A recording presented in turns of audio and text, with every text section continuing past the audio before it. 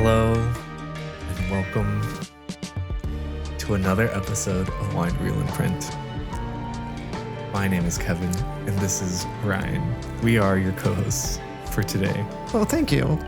And we're here to talk about The Great Gatsby's. What? There's two of them. Yeah. There's actually a lot more, but these are the known. That just makes me think Great Gatsby's about like a colony of bees. Great Gatsby. Bees. Yeah. Huh? I think that's a winner. Like a bee movie adaptation of The Great Gatsby. Yeah. I mean, if Jerry Seinfeld's looking for stuff to do, I think he needs work. Yes. I think more bee movies might be exactly what we need. I mean, I've heard people say that before, I think. Yeah. I know it's memed to like oblivion for sure. Because it's like so iconic. Yes. Very iconic. But we are talking about The Great Gatsby's of, I think it's, I should have pulled this up, 1974, right? Yep. And then 2013. Yep. So, I mean, how many years is that? That's 40 years. Yeah. That's a good amount. A lot can happen. Yeah. In technology. And even like 40 years from, or like more, 45 years of like between The Great Gatsby and the 1974 version. Yeah. Like the original book. And, there's like so much legacy with this thing anyways. Yeah. So this is a major... Well, okay. As I was trying to determine, sure, yeah. You are a Great Gatsbyite. Yeah. Maybe a believer in the Gatsby. Yeah. You talk about this a lot. You're right. You're also writing adaptations, or I've thought about that sort of thing. Yeah. So first, I kind of want to get from you before we kind of dive in, or maybe this ends up kind of being it. This is the dive. Yeah. What draws Kevin to The Great Gatsby? Yeah. Such a great question. And then we can kind of identify where these movies grip into that or don't, and where the book does too, because that's also another part I'm very curious about. Yeah. I think you have to first and foremost talk about the book when we talk about this thing. For me, at least, I think there is, how do I say this? I want to say like three things at once. So try. So when you're in high school or in school in general, right, they're like presenting you these books, right? And you have to read these books and whatever. And a lot of the times they're presented as classics, or what most people call great American novels, right? Yes. There's like this era of American history where like a lot of great writers were putting down amazing novels, like great stories. And so I remember in like junior year, I think it was. It was junior year for me. Yeah. In Southern California. Yeah, I was taking AP English and you were on AP English? Yeah. Damn. Because this is an aside. I tried taking regular class. And it was too slow. Ooh. And like people were too dumb for me. I was like, I just need to be in an AP class because like I was getting lower grades in the regular class. Yeah. Than if you weren't engaged. Yeah, exactly. I wasn't challenged. Yeah. I wasn't trying. Anyways. Yeah. So one day we'll do an episode just on schooling. Yeah. And like our experience. Yes, exactly. The American schooling. Yes, exactly. And then our ideas for it. We'll pitch some new schooling that would ideas. Be great. I love that. That'd be fun. So like, I mean, yeah, I guess this kind of speaks to that experience of like, I would never read. I like didn't have a great habit of reading these things. Yeah. Until, at least for me, I feel like The Great Gatsby was one of the first books where I was like, whoa, this is amazing. Like it's really, really good. The writing and everything. And really being enamored with like the story. And then around the time that I was in that class, the 2013 movie came out or was like about to come out. So there was like so much going on with this thing. Yeah. And it like attached to my kind of persona and stuff. And I feel like I, in a lot of ways, personally relate to a lot of these characters and the situations that they're in and stuff, like this broken romance and the hopeful stuff, like for all the reasons I love Casablanca, like I really, really love this movie. I feel like those two are doing very similar things. Yeah.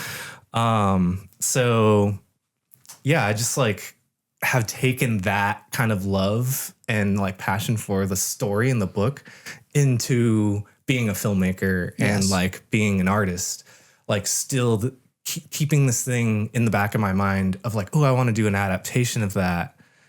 And then that kind of original seed idea kind of morphing into like multiple different things of like meta realism. Yes. And all this. Yeah. Because your Great Gatsby ideas are wild. Yeah. It's grown into a whole thing now because of like what I've just been studying with meta realism, with the scripts that I've been working on too. Like I've taken a lot of influence from Seeking Something Missing and putting that into this Great Gatsby thing.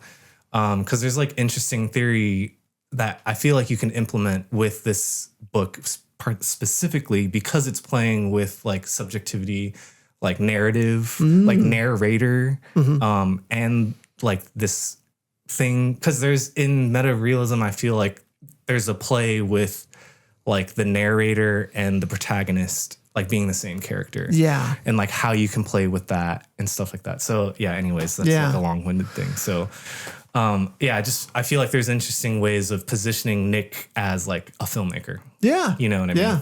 Yeah. I think that's a really, really dope idea. Yeah. And watching these movies, you can see all the different possibilities with it. And as you know, we're both kind of like talking about projects we're working on. I think it's a natural part of this podcast too, that we take a lot of the ideas that we have cultivated and turn them into different things. And so we do things on the side creatively. Right. And thinking about how to make like a really like interesting and powerful and unique adaptation, I think is a very interesting art. Right. And especially with The Great Gatsby, I think there's a lot that can be pulled from it. And I think like the critiques I have on either of these movies in particular is just like feels almost like staying too true to the book in some ways.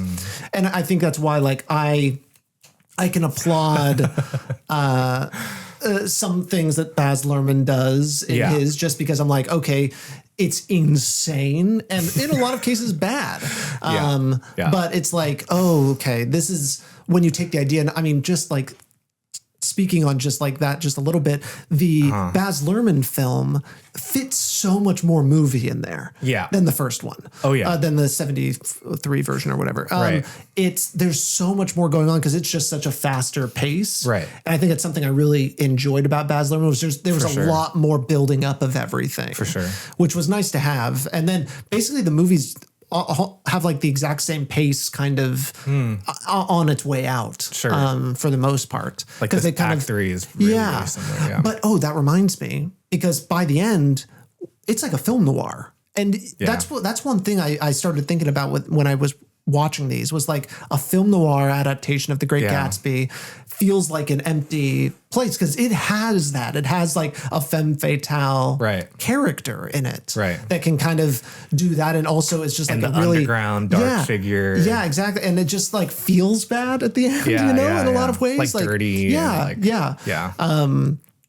And so that's just something interesting. And so naturally, kind of going into an episode like this, we're thinking about adaptations and what that means. Because that's also just like, you know, when we think about like low hanging fruit, almost like when it comes to when movies started, taking a book or a stage play or something was like, why? That's a great place to start. Idea, yeah. So that's been a part of movies since the very beginning, is adaptations. And honestly, Great Gatsby came out during that time. Yeah, during that time too, which is also really interesting.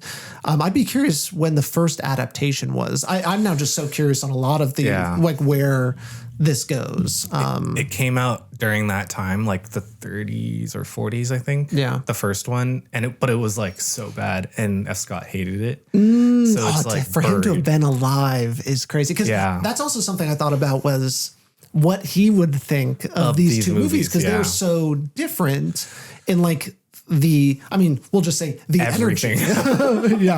I guess everything is another way of saying that.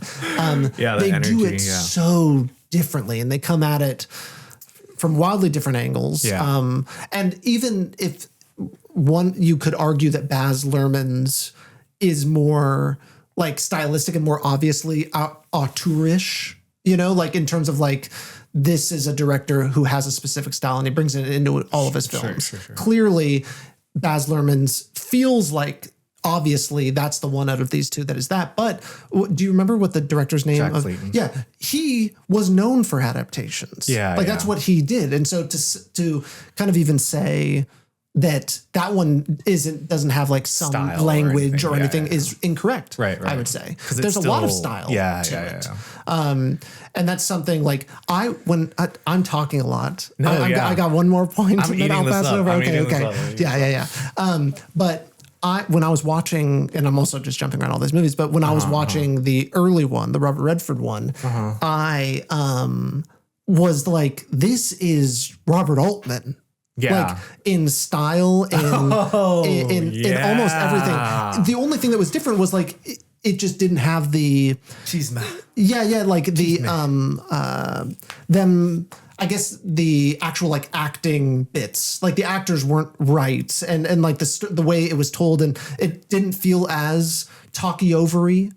Sure. Talking over each other, or like kind of chaotic. Like a mess and chaotic than a Robert Altman. It felt very controlled, but it also has the most realistic kind of characters too. And I think Bruce Dern clearly, oh my God, clearly blows everyone else out of the water. Yeah. And at first, when he comes on screen, I'm like, this is weird. Like it didn't feel right at first, but then he's such a sad sack of a guy too. He plays it so fucking well. He plays it so well. Yeah. Top tier. He makes Robert Redford look like a wet sponge. Yeah, it's interesting because then at first you're like, Robert Redford is bad at this in a way, but then you start to realize Gatsby is like this distant. Yeah, he's kind of a loser. You know, he's kind of just like an incel almost. Like he's just weird and so awkward and it's a total facade that breaks down pretty fast. Right. And you're like, what the fuck is Yeah, exactly. And then he's like weird. And then you have a scene where he's like hiding in a bush outside the house, you know, like, which it's done. Definitely Baz Luhrmann's like leans a lot more into that. Sure. That version of Gatsby. Yeah. Or just like really like, it just had more movie to play with it, I guess. Sure. While Robert Redford plays it so straight. Yeah. Which is weird. And then, I mean, okay, all right. I've talked a lot. Well, you're saying all this stuff. I want to know your context of Great Gatsby. Did you read it? You read it in high school. Loved it. Yeah. Yeah, it's I have it somewhere in my office is a copy of The Great Gatsby. Okay, cool. So it's impacted you. It has. It was one of the books, like I'm thinking like Ray Bradbury was an author that we would read, and like his books like Martian Chronicles, that one hit, and there's a few others, but Great Gatsby clearly up there. I really liked it. Yeah. It's also just like really like talk about a book that's like short and sweet too. It's really nice in that way. And so was I maybe for that reason was very digestible at that time too. Yeah. I don't remember much about the book, so it's hard for me to say like, oh, what was it that I really liked? Because I even went into these movies and I had forgotten a lot about what happens in The Great Gatsby. Yeah. And then I come to realize, and at first I don't really get it, and then it really says what it's trying to say at the end. Like it does get there. But for a while I was like, what is this movie trying to do? I remembered it more in like a love story kind of way, and not in this like underbelly of society, and like I didn't really think about the upper crust, lower crust sort of aspect, and how it was so much more class conscious than I even could. And maybe I did back in the day, because that also feels like the easiest place to go with it too. For sure. It's like meant to be written about. Right. Like it's meant for academic essays and stuff. Yes. But then you could talk about the love aspect of it. Right. And that's what I think I've latched on to a lot more, is like how interesting that is, the romance of it. And then the timing. Yeah. And I'm definitely a fan of that kind of relationship in movies, where it's like the one that got away, the one that didn't work. Cinema Paradiso. Yes. Yeah. I mean, even Happy Together has like some of that too. Like these kind of relationships that just don't work for whatever reason. Right. But feel really, really good. Yes. And you will always want to get back there.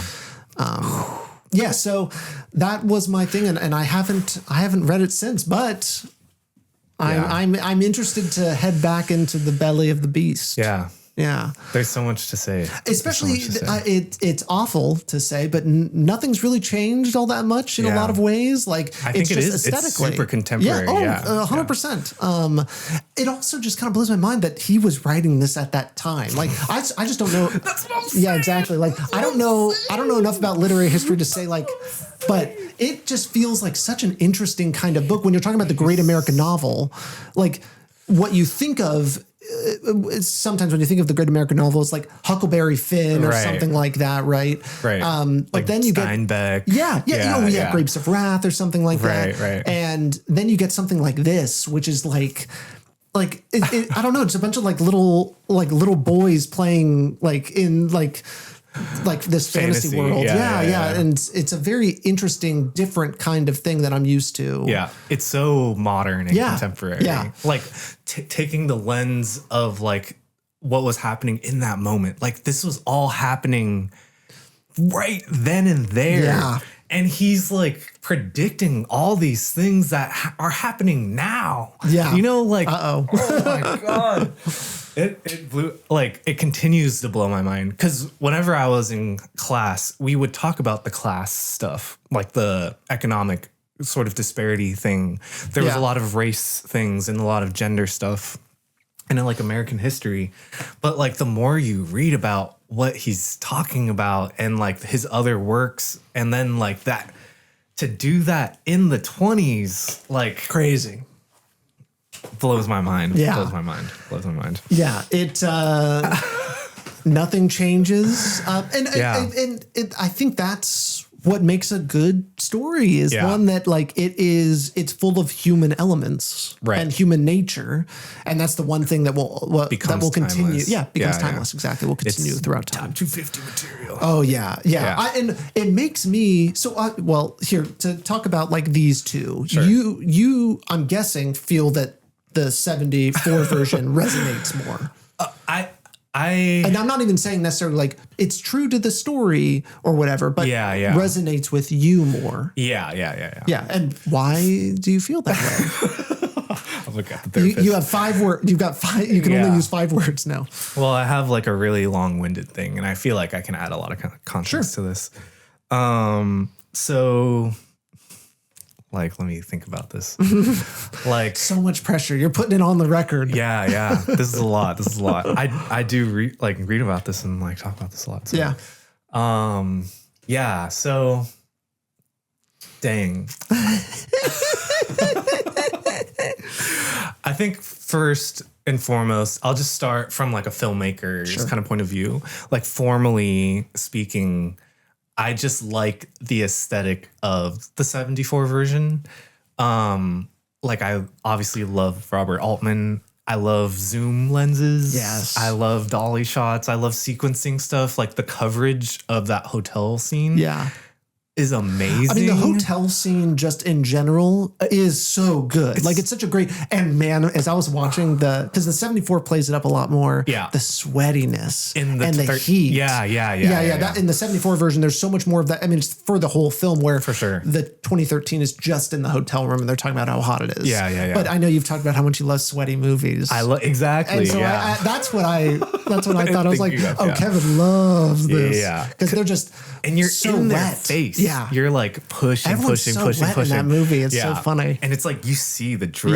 Yeah. But the coverage is really good, like you said, in the 74 version. Yeah, the blocking, the way they move around the room, and then how that accentuates the drama that's occurring on the screen. Yeah. It's just like, to me, an underappreciated piece of art. Like it's so much more elevated than what to me, it hits in the same way as Holes. Like it's mostly made as like a piece of commercial stuff. Yes. Like fluff, like a Robert Redford vehicle. Like that's basically what this movie was. Yeah. But I feel like it strives for something greater through its camera work. It's written by Francis Ford Coppola. Yeah. Like there's so much kind of going for it. I do feel like they leave in too much. Like it's not as lean as I feel like it could be. It's crazy. Both of so these movies are like the exact same length. Yeah, they're really long. 1 minute apart, and they're long. Yeah, they're so long. They feel really long. Yeah.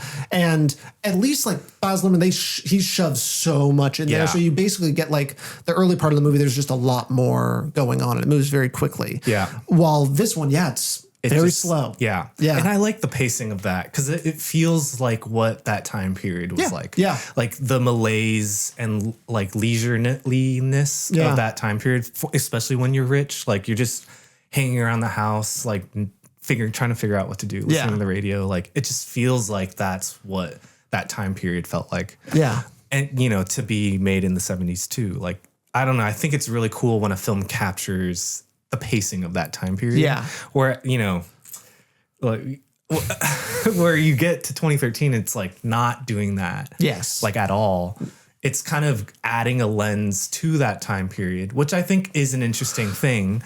Yeah. What I really like about the 2013 version is like how it captures the feeling of fantasy, and like opulence, you know? Like, I mean, it's leaning more in the Babylon direction. Exactly. And like the shininess. Exactly. Like the opulence in this is in the 2013 is so far beyond the 74 version. Right. It's like the 74 version, you're like, is that even a party that's going on? That's just kind of like people hanging out. You know, it doesn't feel so different. Down. Yeah, exactly. Yeah, it feels more like a garden party versus like but I don't even know, and does this matter? Like where the truth is in that? Well, yeah. So that's where I feel like whenever I read the book, I feel the pacing of the 74 version, but I feel the opulence of the 13 version. Yeah. And I want a good Gatsby movie to do both of those things. See, that's the good Gatsby movie that is yet to be made is somewhere in the middle of these. Yeah. Yes. And so I think I wrote a letterbox review, like kind of talking about how it needs to be both of these versions and how polar opposite they are. Yeah. And I feel like to talk about the form and everything, they're products of the time. Oh, right? Yeah. Oh, totally. 70s is like new American, new wave, like that movement. Yeah. Coppola obviously wrote this thing. So it has like an auteur, like more of a traditional auteur vibe to it. You know what I mean? Even though like some of the decisions, I was like, that shot means nothing. Like you just put that shot because it looks cool, but it means nothing in the story. Like there was a lot of that in the 74 version. Yeah. Whereas the 13 is obviously like CGI and like computer animated. Yes. And that's where I hated it because I was like, this feels like an AI movie. I mean, I have to guess that AI was trained off of this. Yeah. I mean, it's crazy. This was made before AI, but it is AI. It looks like AI. It's crazy. Like the way they blend into it. Yeah. And there's so many times, like, especially in like, I think it was when Carey Mulligan and Leonardo DiCaprio are in like the forest together. Yeah. The dimensions. Yeah. And stuff. They're not looking at each other. Like they're looking at something else. Yeah. And there's something, the eyes just are wrong. Right. I think we found patient zero of AI, and it all is trained off of this movie because it's just crazy how much there's so many shots where it's like, oh my God, this is just an AI shot. It's also like uncanny. There's so many so many of those shots are so boring too, and that's where they really stand out. Right, because like it's not adding anything. Yeah, exactly. Because there's plenty of like, whoa, like AI couldn't do that. AI couldn't because there's sometimes like when they're at the party and stuff like that. That never feels like AI to me. But it's whenever it feels grounded. Yeah, exactly. Whenever they're transitioning into shots. Yeah, that's crazy what they're doing. Yeah, but that also feels like so. It's fun, but like and Zack Snyder comes from like this Baz Luhrmann style thing. Yeah. You can point out so many of his different movies. You weren't here for it, but on the podcast we did a Watchmen episode. Yeah. That 2013 Gatsby takes so much from Watchmen 2009 for sure. There's so many aspects that are the exact same, all blending. green screen stuff. Yeah. But you don't feel that way in Watchmen. It's much more refined. I think of Sin City as well. Sure. Yeah. Oh yeah. I mean, I think that's like the production of it. Yeah. But that's the pinnacle. It looks good in Sin City. I mean, I've never seen Sin City, but neither have I. But I've seen clips. I've seen enough. Yeah, yes, exactly. But you can. I feel like it looks better than what you get. In this Great Gatsby. Yeah, because it's meant to be stylistic, and I think that's when you kind of figure out what your limits are. Yeah. This movie felt like he was like, we're doing everything. Yeah. I don't care if it looks good or not. Yeah. We're doing it. We're just throwing it. Yeah, there's something like that happens where they're like, oh, we can do anything now. Yeah. And that's when you have like the motion change shots. And I was saying as I was watching, I was like, the movie lets you definitely, like it absolutely lets you know where you are. Like there's no question of the geography of a scene or anything or the location where like I didn't really know how West Egg and East Egg was in the not that it even matters, but in the 74 version, there was still like some things where I was like, oh, all that really matters is they're across the way. And I mean, that's fine. But man, the Baz Luhrmann, you're like, I know exactly where it is in relation to New York City, in relation to all of these. All those crazy wide shots and everything. Yeah. Because you get to play with a lot more. Oh, you get to do some when you're doing whatever you want. Yeah, it's insane that they just went crazy. Yeah. Is that Gatsby? Is that the Great Gatsby? You know, like to like go and to think about it in like, what is Great Gatsby? What is Gatsbying in terms of form? Right. Is that just like, you know, pedal to the metal, like full blown? Yeah, full blown. Yeah. You gotta wonder. I mean, I feel like both interpretations are true. Yeah. Like they can be wildly different, but I feel like they're both accurate to how I feel in the book whenever I read the book, at least. Like I think both versions are somewhat true. And, you know, I remember my English teacher saying like referencing certain parts of both of these movies that are true to the book, like story plot wise or like detail wise, like true to the book. Which I don't think is like super important, but I kept thinking about that when I was watching both of these. Like, oh, the clock thing. They did that in the 2013 movie, but they didn't do it in the 1974 version. What's the clock thing? Can you remind me? Like when they're when he's inviting her for tea and they're waiting for Daisy. And then Gatsby's like leaning on the clock and then like hits it off and breaks it. It's in the book. Yeah. Because it feels so goofy. Yeah. Yeah, exactly. That's the thing about the 2013 is like Gatsby is so much goofier and weird and clumsier and like clearly. Yeah, exactly. He's so much more of a boy where Robert Redford almost plays like a neurodivergent Gatsby would be the way I would describe him. Yeah, exactly. He's just like, He's like, don't touch that. Yeah, exactly. Like that's so much. It's just a different style. Yeah. A different read. Well, they also were saying that he was like not like there during the shoot. He was like obsessed with Watergate. Like I think that was happening during the shoot. Yeah. And he would go on to be in All the President's Men. Oh, that movie. So maybe he was doing research. Yeah, exactly. That's what made him like go there. Jack Nicholson was up for the role. Like originally they had a different. This. Yeah, oh, wow. There was a different. I forget who was supposed to play a different Daisy, and for whatever reason, like. All of these actors kept being like, I don't want to work with her. Like, I don't think it's going to turn out. Who was it? If you go to the Wikipedia, you'll see it. It's one of the top things there. But Jack Nicholson was up for it, and I wonder just how different that would be because you like. But I could I could see it. I was going to say he was kind of like lacking in the hairline. Okay, 1974. Wow, Warren Beatty. Yeah. And Marlon Jack Brando. Nicholson. So, opposite McGraw, Ali McGraw. I don't know. Yeah, and this is producer Robert Evans, one of the most infamous producers in all of Hollywood history at Paramount. And Truman Capote was hired to write the script. I forgot to mention that. Wow. Funny. Yeah. Because that's an episode in the future, folks. Yeah. And we know a little bit about that. So sure, yeah. Very interesting. What could have been. Yeah. But and then Yeah, Marlon Brando. Yeah, I saw that. Is it like crazy? And it goes to what you're saying about like what some of these, adaptations are. Is it's like we need to get this out. Yeah. There. We're going to do it. We're going to attach stars. Yeah. And we're just going to get it done. Yeah. Throw a bunch of professionals together and it happens. Just it being made is enough to be a mainstream movie. Exactly. Yeah. Like it's just, all right. I guess now we would say it's almost like algorithmic, like thinking. For sure. It's just like, all right, let me get the keywords and let me do all this. And then, that's the movie. Yeah.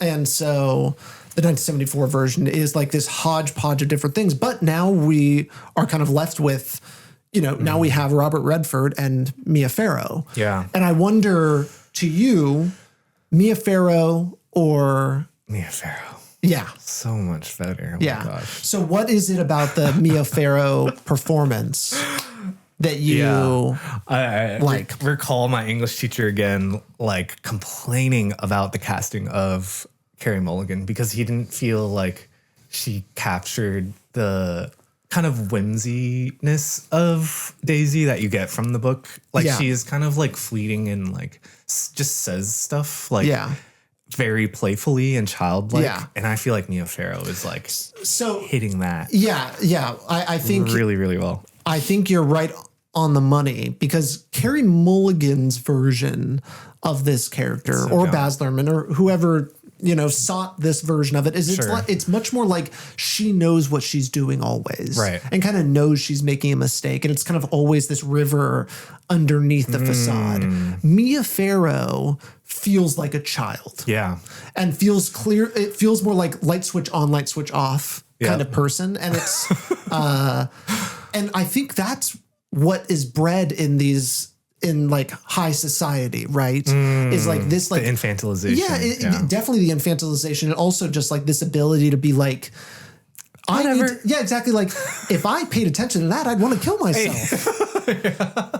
Because that's awful. No, everything's okay. We're making our money fine and no one's getting hurt and all of these things. And right. And so let's go to the hotel. Yeah, exactly. Yeah. And there's definitely like Mia Farrow brings that so much more. Like it's so much more devastating what she like that she also doesn't have this power like to make this decision. And it's a very I maybe you can tell me what is the actual ending of Great Gatsby? Which of those movies is closer in terms of like how the final scene goes with Daisy and Tom and Nick? At the very, very end. At the very, very end. Because 2013 is a phone call that they don't answer and they disappear. 1974 is the... 1974 is happens in the book. That's what happens in the book is they actually have an interaction. I don't think Daisy is there. Interesting. I think, but I forget. I know Tom and Nick have like some sort of interaction. Yeah. Maybe Daisy's there. I think the 1974, for sure, the 74 version is more true, though, I think. Yeah, to that ending. I think so, because there's, if I remember correctly. Yeah. I don't know. Yeah, so, I mean, that's the thing is like it feels, it can go either way, right? And both have like an interesting thing, but my curiosity was just like, what could be, and I mean, if Daisy wasn't even there in the actual version too, not saying, we don't know, but that's also really an interesting thing because that's how it kind of feels. Because that's another aspect of it is like, she might also just want to totally ignore that thing and just move on and it doesn't matter. Yeah. That's how, Yeah, which I think is really interesting too, is just like, you handled that for me, you know, like, but not in a malicious way where I feel like Carey Mulligan has a little more maliciousness and intention behind it. For sure.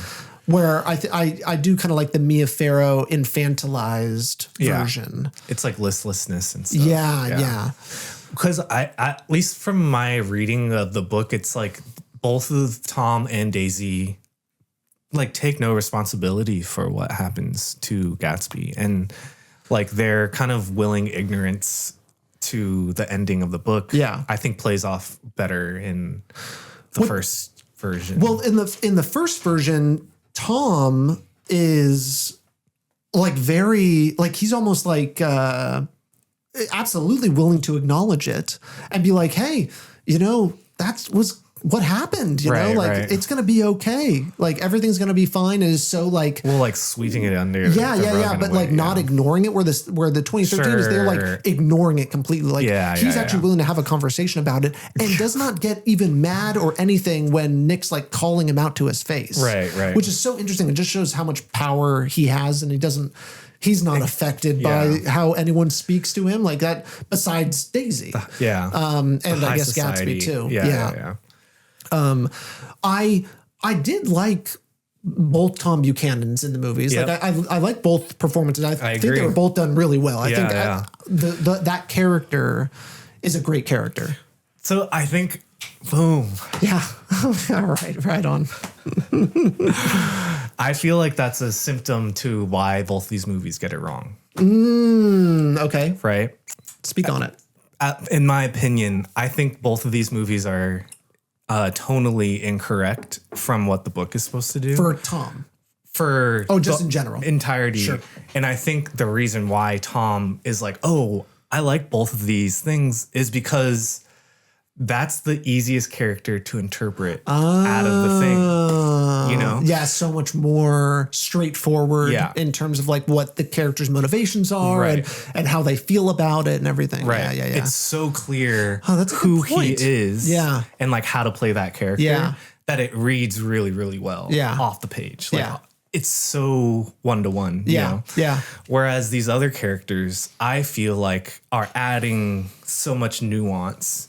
A lot of them don't believe what they say, are like fucking with you. They're pretending. Like there's so much layering to like who these people are. It's hard to say that this person's doing it better than that person. Yeah. For all these characters, I think, you know, because they're all giving like different readings. With the Nick character is so different with the 13 and the 74, like so much more angry and like aggressive in the later version. Yeah. Oh yeah. So much more. Like it's crazy how much more. I mean, it just feels like they turned up a lot of the emotions in that one, and which makes sense. Yeah. And then all the things we talked about with Daisy and Gatsby of like how different their interpretations are. I feel like when I read the book, I feel like it's a Billy Wilder movie. Yeah. Or Casablanca, where they're talking fast, they're really smart and quippy. Yeah. It's like funny and devastating like at the same time. Yeah. In the same scene. Yeah. You know, like they're making fun of themselves. Oh, Billy Wilder would have been so good. Right. Yeah, because that's the one thing is like, as much as I do love that style that 74 does. Yeah. I do want it just to be opened up a bit more. Yeah. Pulled back. Yeah, just a little bit more and glitzier. Just like yeah. I would like, because both of these movies, they move, man. The camera's moving in all of these so much. It's kind of wild. When I'm just like, oh man, I would love to watch this movie. Bolt that shit down and let's just let the scenes kind of play out. Yeah. Especially like the hotel stuff or the dinner scene. Yes. Where you're like, let me just sit with these characters. Yeah, that's what I want a lot more from an adaptation. Yeah. And I think Billy Wilder is a great example of that. I know it's hilarious to say Stanley Kubrick, but I'm thinking of Barry Lyndon and just like the opulence and how clearly it always displays these beautiful rooms and everything like that. That's something I would have loved more too, is like really letting the setting tell a lot more of the story. Right. Yeah. And that's another film, I forget who said, I think it was Guillermo del Toro, of like that film captures the pacing of the time period. Yes. Oh, Barry Lyndon. Through the camera and editing and everything. Oh, it's so good because that does what you kind of say the 74 does. Right. Which is like, it's slow. It's kind of like all like malaise was the word you used, which is perfect. Right. And I think I didn't even really pick that up as like a really Great Gatsby little thing is the malaise. Right. And kind of what that does to a person is like, you're going insane. Yeah. And it's like hella hot. Yeah. And you just kind of want to do something. And it ends up like in this case, in the Great Gatsby, it fucks up everything. And is just so you're so as Daisy as a character so easily kind of pulled. Yeah. Because I don't even know how much she really wanted it. Yeah. Like I think like she didn't necessarily. She kind of just goes. Bored. Yeah, exactly. And it's just like, and Gatsby's giving everything. His whole fucking he's putting his whole pussy in it. And you gotta feel bad for the guy, man. I know. That guy gets it's tough. The rough end. Yeah, he fucking dies because of that shit. Yeah. Yeah. Interesting how both those movies did that differently too. And I don't know what's more true to the book. But like it happens in the 2013 version. In the car shop is when Tom tells him about it. And then in the 1974, he goes to the house. Yeah. Which is very interesting because then you have like this really cool shot of them through the window. It's like this long, it's all fucking crazy. And they're having a conversation. And I ended up being like, I didn't remember what happened in the movie. So I'm like, he's going to pull a gun on him or something like that. And nothing really happens. Like they're just kind of talking. But that's just a different, it's a different way of setting that last scene in motion, I guess. So in the book, the 74 version happened. He like goes to the house because he remembers. So the whole thing is like the car that he's driving and he thinks that it's Tom's car. So that's why he goes to Tom's house. Yeah. But then what I do enjoy about the 13 version is like, from a logical standpoint, if he saw Tom there, because Tom does stop at the shop and he's there and he does talk to him, he wouldn't have thought about it then. It makes a lot of sense for that to happen. And that's how a movie should do it in a lot of ways is like, all right, how do we condense these things to kind of keep it moving? Because it does feel like in the 74 version, it's like extra. Yeah. And there's a lot of that movie where it's like, oh, it feels like they're being really true to the book now. Yeah. And you don't have to do that. You don't have to be so. Well, that's my critique on both these movies is that they're both trying to stay quote unquote true to the book. And I think it takes away from the motion of the movie, from the story and like the characters and everything. Yeah. And the 2013, I feel like it considers the book like the Bible in a lot of ways. Cause it's so reverent to the Great Gatsby story, maybe not in a literal sense, but in terms of like what it gives it. I mean, it is like doing so much with it and loves it. Oh my God, the writing of the great at the end on the Gatsby thing is hilarious. But trying to be meta. Yeah, I know. It's so it's so funny. You gotta love it. Yeah. But yeah, so that's just another interesting little tidbit. Yeah. Like point of that. Yeah. Yeah. So I guess that's my bit of I just wish there was more satire and irony in these movies and making it funny because that's where the commentary is, in my opinion. What Fitzgerald is commenting on society, all the funny stuff is the commentary, and the satire on this class, what these people do, I feel like when you play it too sentimental, you lose the meaning of the movie. Yeah.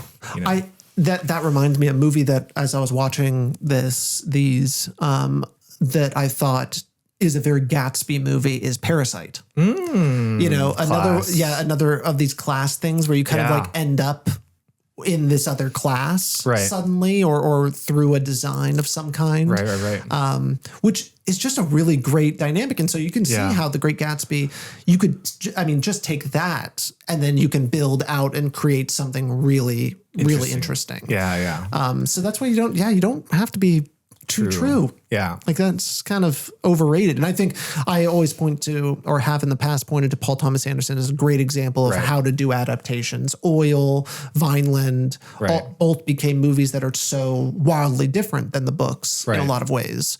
But I think we all agree some of the best movies out there. Because that's not what it's about. You don't have to be true. And I think people get obsessed with what's true. And I mean, I may even sound a little obsessed because I'm asking a lot of what's in the book. But I also it's important to know. I think it is too, because I think it's important to also suss out, would that have been a good idea? It's kind of cool to see how the sausage gets made a little bit. Well, I think we've talked about this as well of what's the essence of this thing? Yeah. And is it capturing that through the movie? With Treasure Island, right? Another great American novel that we've talked about. And so much potential. What's the story here? does that work for this adaptation version? Yeah. And I think the Gatsby, it's littered with details. Yes. There's so much that you can pull from that you don't have to, do the whole thing. You can just like keep the vibes and then like do it your own way. Cause you've brought up great adaptation examples. My inspiration for my Great Gatsby adaptation is Little Women from Greta Gerwig. And just like tearing it apart, restructuring it. Yeah. Like I really like adding the author's life and influence into the thing as well. That's a little 2013. I mean, they throw that in of like, he's kind of the person. Yeah, exactly. But I feel like doing that like more directly is like a really interesting thing. Yeah. I mean, what a great meta way to tell a story is also to be like, all right, what is my relationship to this book? Right. And how does that affect me, and how has it affected me, and how do I make a character like that and build something off of it? And I think doing it in some sort of film, like getting a film made style thing, or however it is the direction you're going. I think there's something really cool to that. And it's like with me and Moby Dick. Right. Like I'm now, because I'm now at the point where I'm like, fuck the book. It's not. I'm going vibes. This is a vibes-based Moby Dick adaptation. And it's San Francisco. It's all of these things. It's a different kind of a time period, maybe even too. But I feel like there's something about taking your relationship to it, and also like what I thought Moby Dick was, and what it actually is so different. So I'm like, there's no reason to be true to these things anymore. What's the point? Then it's just an exercise in whatever. And now like interpretation. Exactly. Yeah. And then that's just what AI will eventually do, in the future. And it feels very AI to do that. It's just like, all right, let's just copy paste. And you can do that. I definitely made a quote like 1-to-1 version of the Great Gatsby. Yeah. But it's like, how can you, when you're selling it, it's like, how is this different from the thing? Yeah, exactly. And I think the difference for you as the filmmaker is to put yourself into exactly, because that's how you make it unique. Yeah. No one will ever care. Yeah, I was gonna say. No one will ever do it the way you can do it. For sure. Yeah, no one will ever care. I mean, my point is know what you mean. No one will care, so you might as well just fucking do it the way you want. I do love that too. Yeah. I do love that too. Yeah. So, Great Gatsby. Great Gatsby. I mean, awesome. Yeah. I'm happy to once again have seen like something that is so Kevin. Yeah.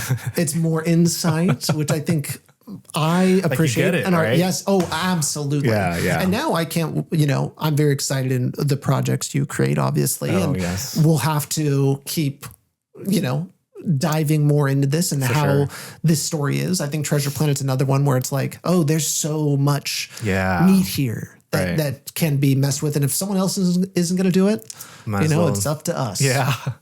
The Treasure Island idea was like, that would be great. Yeah. Because you find what that kernel, what is the undeniable greatness of it. And obviously it's like Long John Silver and the kid. And the kid.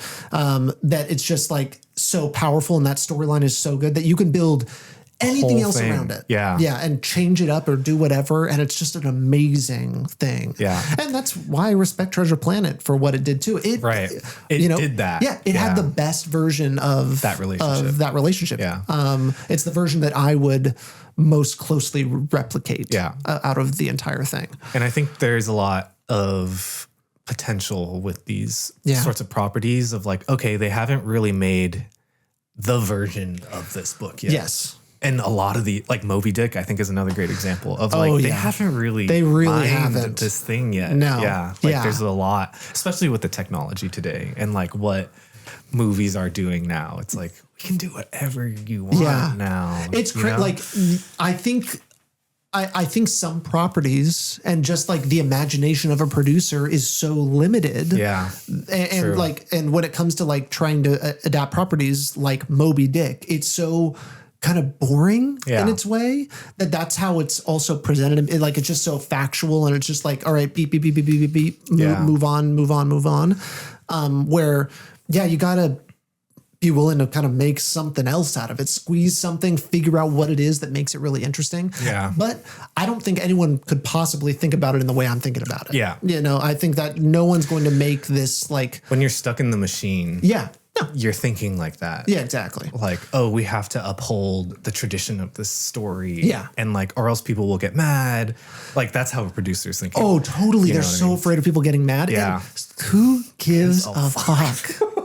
Who gives a fuck? I don't care. That's why my like Pokemon movie that I wanted to make saw the end of it. The end of it all. Right. Because it's just like, what's interesting and what is true are not aligned very often. Well, I think Pokemon does play with your idea, though, of like Pokemon dying. There's like ghost Pokemon. Yes. There's like a ghost Pikachu Pokemon. Like, I just, this is going to date when the podcast came out, but there was a new Pokemon game that just came out the other day. Nice. I ended up picking it up. It's like Pokemon Animal Crossing, basically. Oh, so you kind of build your own thing. It's really nice. It's like a chill game. But it takes place in like a future where no humans are alive anymore. And there's all of these. It's actually so much darker and stranger than you think. Because it's Japanese. Yeah, exactly. I know, because they think like that. Yeah. You know, there's so many great like I love the idea of like inanimate objects having things. Like that's such a cool Japanese thing. That needs to be mined a lot more. I think there's so many cool. I forget what those things are called. Yeah. Do you know what the umbrella creature is called? The Japanese umbrella creature with like the foot. Oh, in lore? In just lore. Do you know what it's called? Yeah, it has a really cool name. It's in one of those Miyazaki movies, I know. Oh, is it? I know there's some sort of thing that's like bouncing on a stick. Oh my God. I just let us down a totally... Oh, Kasa Obake. Which is not what I was thinking of, but man, what a cool. Our listeners should look it up. That's really cool. Yeah. Yeah. Very cool. Yeah, Pokemon. I mean, Japanese culture is like made from, I mean, like Pokemon's pulling from their ideas of spirits and like animus. So that's just an interesting thing. Even they are kind of playing with like, what does it look like after it's all gone? And I think there's a very interesting like environmental thing that Pokemon has always kind of had too. That is kind of because all of the movies have to do with humans affecting the lives of Pokemon. Right. You know, their relationships. Yeah, and I think there's something to be done with Moby Dick, and that's where my head goes: is how do you Princess Mononoke it? Right. How do you throw in this environmental aspect of it and what it means to kill the greatest and most beautiful animals on the planet and what that does to you, the kind of bloodlust and everything. There's a lot of cool things there. It's great. Princess Mononoke meets There Will Be Blood. Yeah. Ooh, yeah. Like because you know there will be blood. Yeah, no. It's just like the grittiness. I wrote a page of it, and before, like, because this isn't going to matter to anyone watching it, but I described the smell. Yeah. Just for like as I was writing it, just so that you kind of know what's going on, what it is, and how to get that across in a film. That would be an interesting technique. But it's just like there's a smell to visceral. it. Yes, exactly. Yeah. How do you? I love that. Yeah, I love that. Kind of neat, just neat. Yeah, because there's like quote unquote rules of screenwriting, and they're like, oh, if you can't put it in an image, then don't write it down. And I'm like, oh, that's dumb. That's a dumb rule. No, it doesn't matter. Like you should make it fun to read. Yeah. Or you can do anything you want. For me, I feel like it should translate the feeling, right? Yes. Like you should, if it's poetic, who gives a fuck? Who gives a fuck? Someone can interpret that and it could be an interesting thing. Yeah. It doesn't have to be like such a material, like description of like what's happening. And maybe when it has to go from one thing to like the shooting script or something like that, you can start to break it down, but like make it like fun, like get the ideas across. Right. And maybe that's just a first draft thing too. Maybe there is like a tightening that a lot of people do. I don't know. True. I mean, I know writer directors will have more agency to do those sorts of things. Totally. Because obviously they're kind of, they can do whatever they want at that point, and it's they're realizing it. Yeah. So it's important for it to have that voice on the page. Yeah. But I feel like smell is such an underutilized kind of sense in filmmaking. I mean, it's kind of hard. It just like in general, it's like the one sense you can't translate. Yeah. But Parasite, to bring that up again, uses smell. Wow. And that's just a really cool. Yeah, smell also as the symbol of class. Yeah, exactly. Yeah. I think smell is like class conscious. Yeah. You know, in a lot of ways. Like there is like this, when you walk by a homeless person, for example, there's a smell. Right. And for whoever's been around, like someone that just hasn't showered in a long time, there's just this smell. And so that you already know that there's something there. And how do you translate that? Right. That kind of just like that pungent, sour. Yeah. And then you bring in Moby Dick where they're making like all this, melting down all this fat and skin and blubber and blood. And just smoke is rising out and, you know, you can't escape it. Yeah. The ocean can't escape it. And what that does. Yeah. It's almost maddening. And that's how I think about it too, is like this cast and crew of characters that have like almost like, that have descended into madness. Cause what is it like? You have to be mad to do that. Yeah. I think that's such a great, like there's so many movies that capture the like modernization of the 20th century. Through this story of like going mad. Yeah. You know, and like it's losing so good. I mean, There Will Be Blood's a perfect one. Yeah, you know, There Will Be Blood. I just saw Last Emperor. And I feel like that's I want to watch that really interestingly. Yeah. Is that Bertolucci?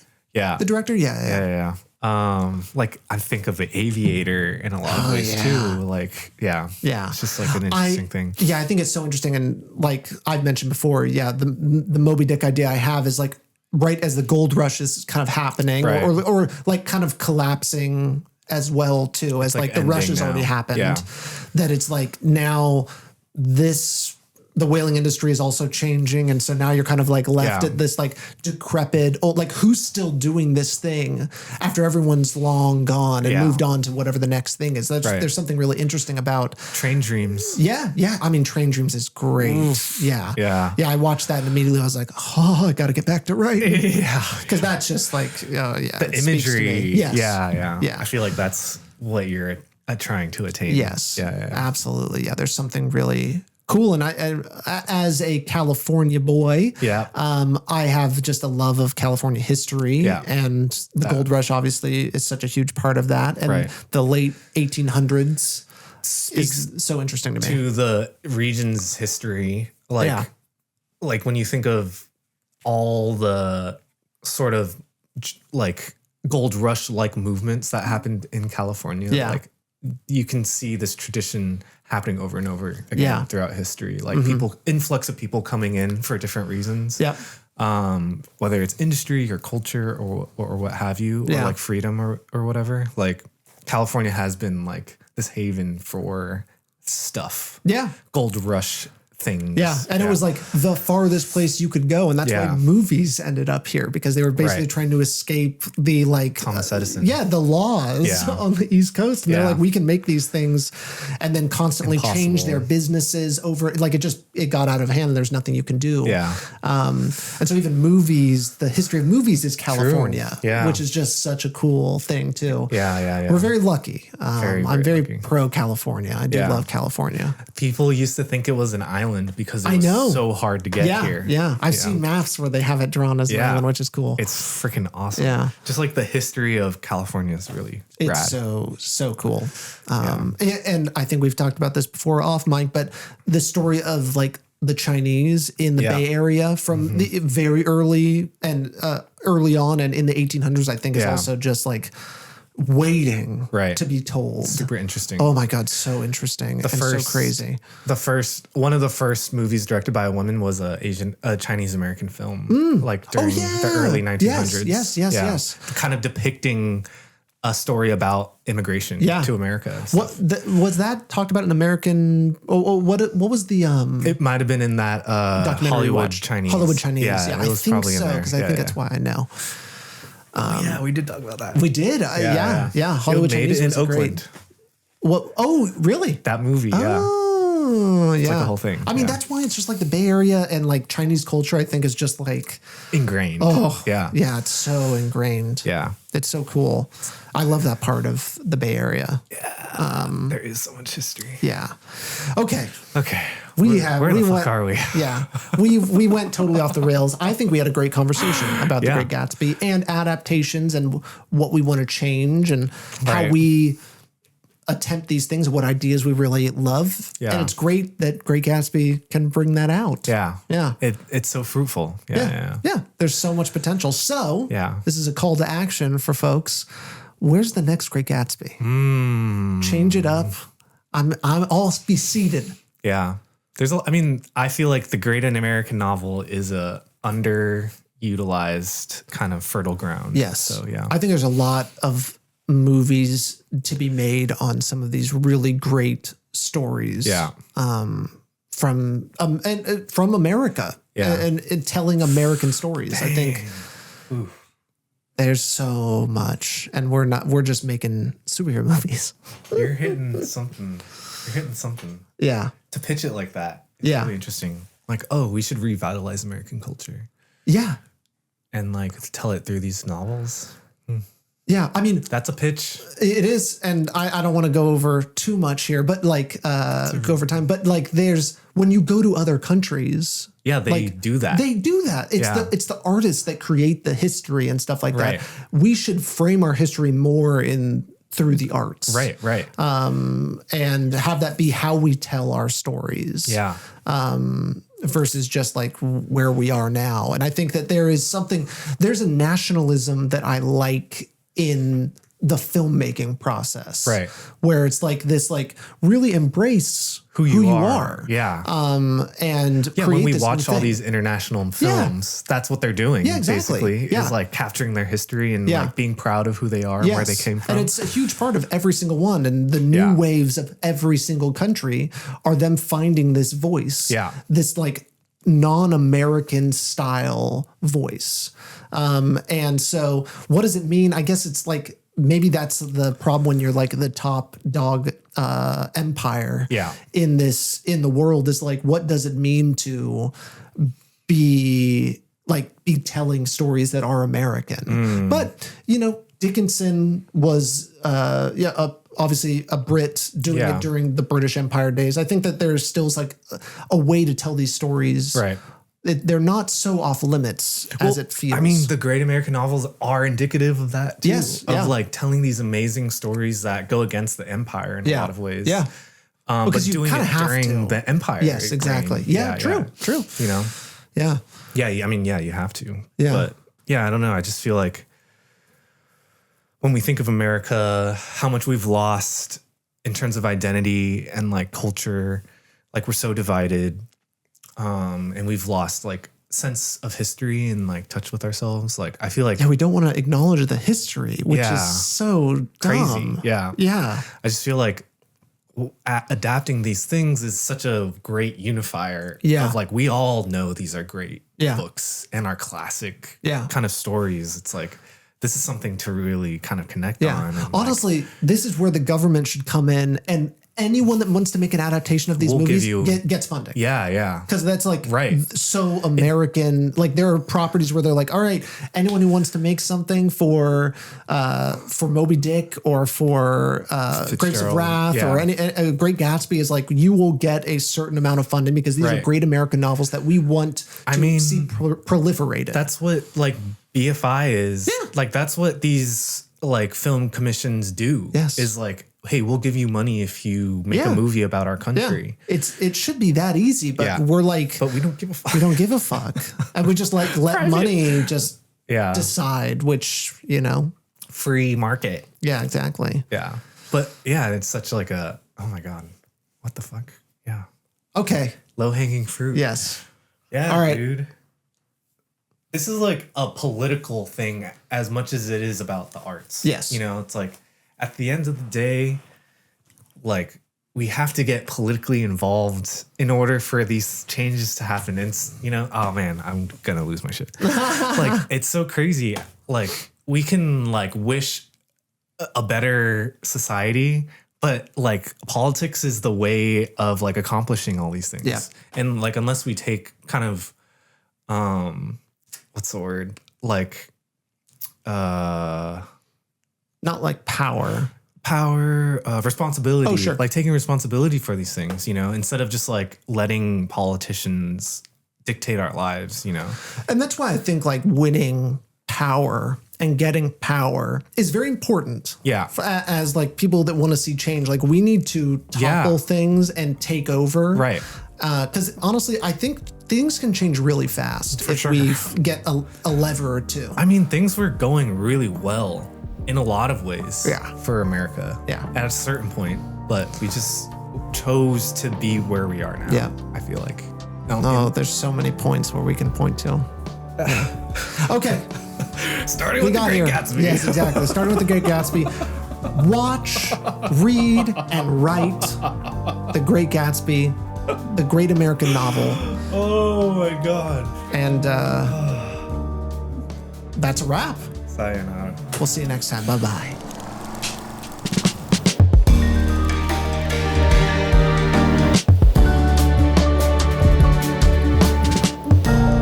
Wind, Reel, and Print is a podcast by Salad Brain Productions. You can find us on Instagram at Wind, Reel, and Print Pod. You can also find us on YouTube, Spotify, and wherever you get your podcasts. Theme song by Redhead Fred. If you like the show, leave a rating or review. We'll see you next time.